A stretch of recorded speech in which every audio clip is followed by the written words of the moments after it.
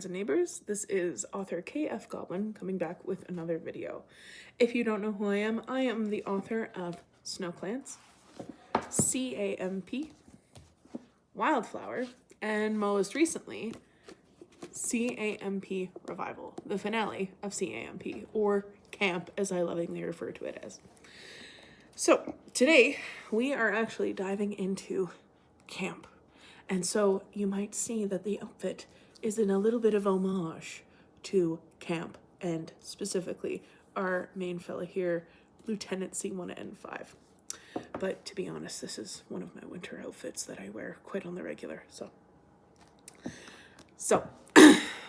C.A.M.P. is a big leap away from the world of Snow Clans.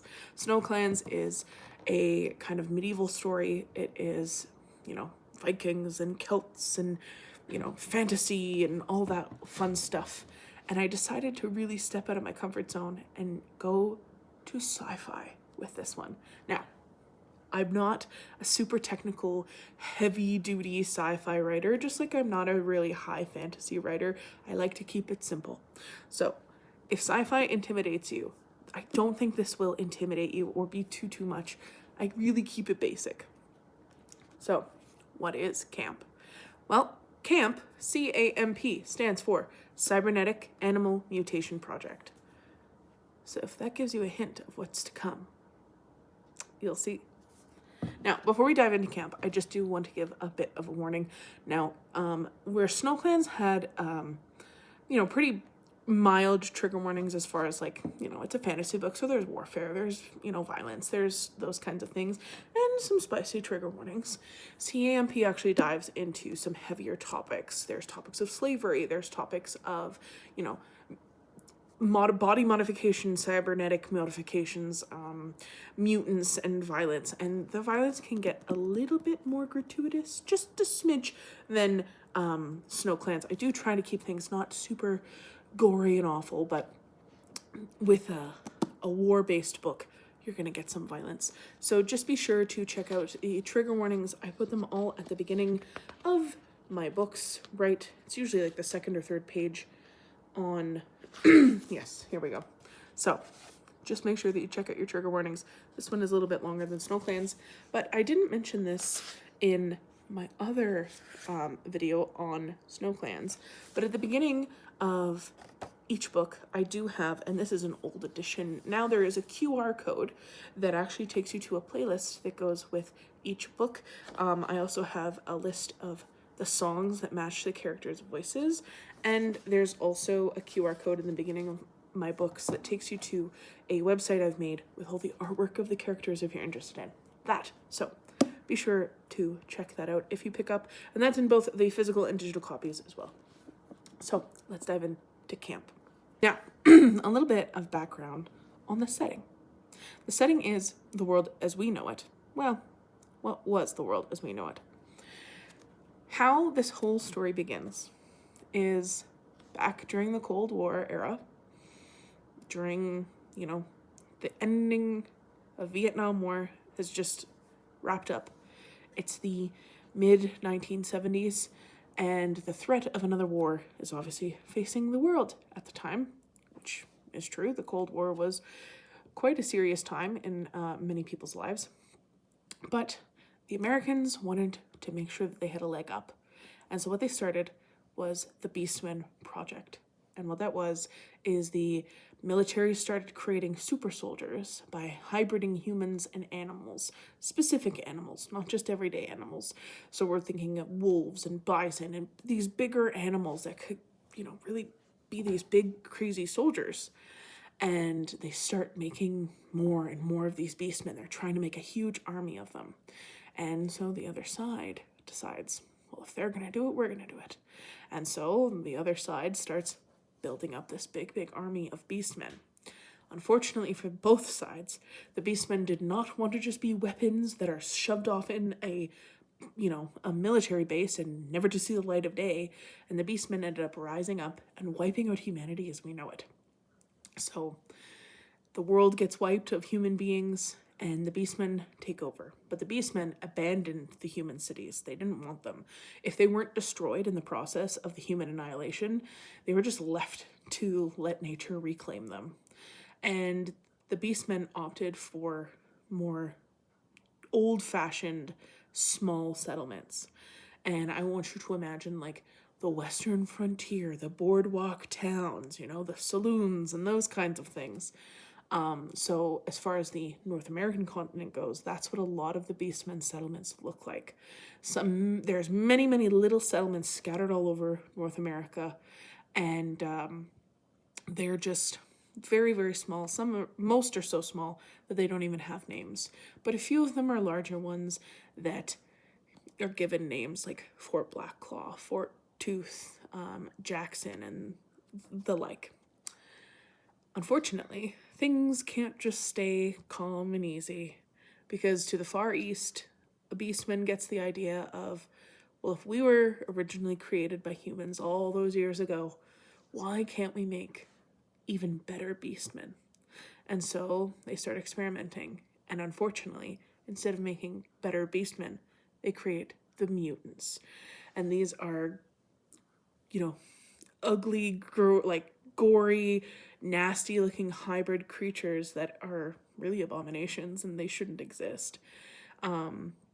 They reek of death and they only seek violence.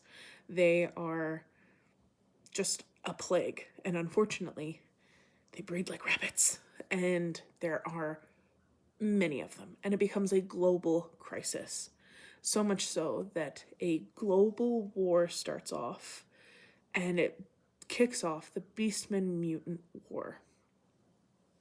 Many generations go by, and our two main characters are now in the world and in this reality.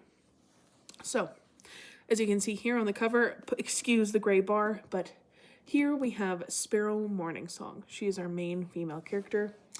Actually, I can show you her picture a little bit better here. This edition does not exist anymore, but in my first edition, I included the illustrations in the back. So this is Sparrow Morningsong. She is our main female character. She is a coyote mix.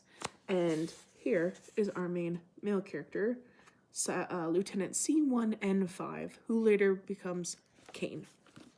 Now, Sparrow, her grandfather fought in the Beastmen Mutant War, and she grew up in a very rough, kind of very poor, almost like a slum community outside of one of the larger forts, and she loved her grandfather. Her parents didn't want a daughter, they wanted a son, and so they were really uninterested in basically anything to do with her.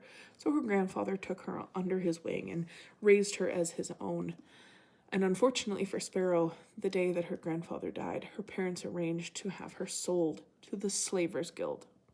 Now, in the Western continent, there are two main bodies of power. There's the Western Beastmen military, who basically acts as the government, and the Slavers Guild. The Slavers Guild has made an agreement with the Western Beastmen military that they will operate in certain areas under certain flags and make themselves known so long as they're able to operate. And so that's how things have been going for a while. Sparrow gets sold off into the Slavers Guild. Her parents go off and do their own thing. And for 3 years, she is basically passed from place to place. And she gets a reputation as the biter. You can guess what that means. So eventually, Sparrow escapes. And the day that she escapes, who does she stumble into? Lieutenant C.1N5, a member of the Cybernetic Animal Mutation Project, hence the name. To combat the mutant crisis, the Western Beastmen military started a secret project to make cybernetically modified beastmen, not mutants. They wanted to give beastmen an edge, so they started this project. However, the public didn't like it because mutants were created in a very similar way, and they didn't want more mutants. The C.A.M.P project gets shut down, and for 50 years, it has been operating in secret. Lieutenant C1N5, or Kane, is one of the very last to be turned into a camp soldier. Now, he's on a cleanup mission when he stumbles upon Sparrow, and it's instant. They know that they are for each other. Their instincts are blaring. They know right away there's an instant magnetic bond, and the two are just pulled together into this crazy story. Now, I'm not going to give any more spoilers because I've basically just covered the first chapter. But this story deals with a lot of heavy themes simply because Sparrow is autistic. Not only is she autistic, she's gone through a lot of trauma and she doesn't have the best coping skills. But Kane becomes a really great support for her because he doesn't mind her quirks and, her weird behavior, as her mother would have called it. He embraces all of her differences and he helps her learn how to cope with her struggles. There's a lot of emotion in these books because I tend to write from my own experiences.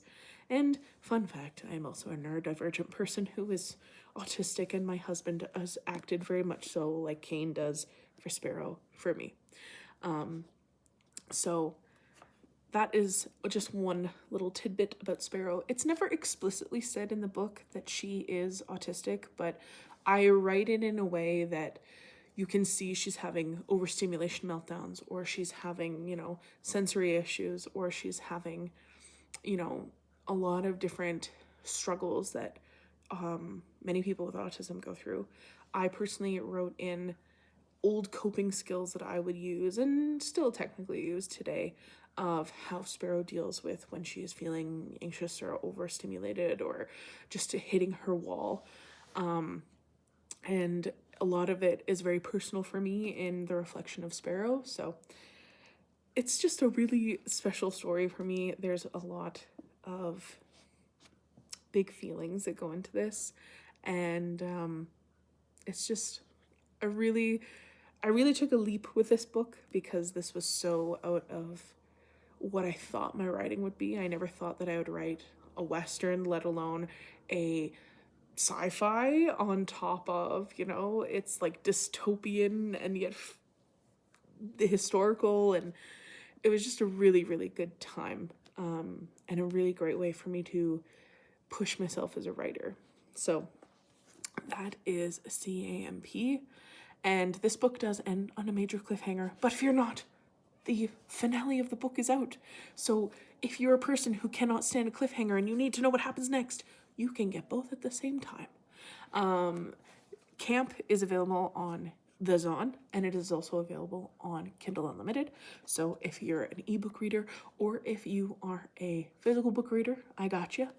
And that is it for today's video. In my next video, I will be covering Wildflower, just because I'm going to go in the order of releases.